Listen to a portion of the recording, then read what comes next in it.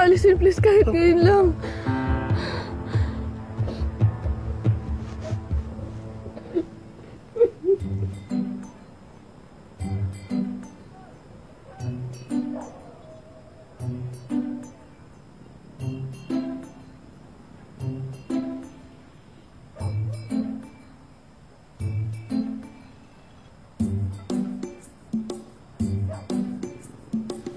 Sige, lipat na ako. Bakante na sa baba.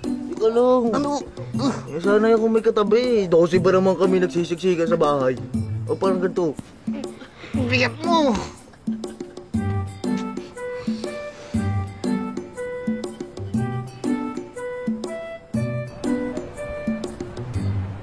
Positive ang scarf sa droga. Mukhang binabad nila sa drugs. No. Inuwa ka rin yun ni Mutya Lulu Lala. Sinisigot pa nga nila yun eh. Kaya pala sila na-overdose. Bakit may drugs yung scarf? Kasi yung paraan para makapag-smuggle in ng mga illegal substances sa bansa. Ginagawang liquid form ang drugs. Binababad ang damit doon. At pagdating sa destination nito, i-reverse nila ang process para maging solid form uli ang drugs. Grabe. Para-paraan?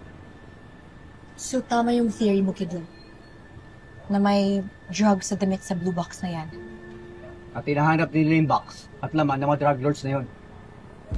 Sinabi ko na kay Flores na may blue box sa bahay. may kilala ko sa mga otoridad. Pwede natin ipagkatiwala sa kanila yung droga. Teka lang sir, baka naman kami yung balikan yan. Nasa puder namin yung drugs, baka pagbintangan kami po siya. Hindi malayo. Kasi lahat na lang binibintang sa atin. Kaya hindi dapat mangyari yun. Kaya dapat mag-ingat tayo. Lalo ngayon, sa nandun ng anti-crime czar.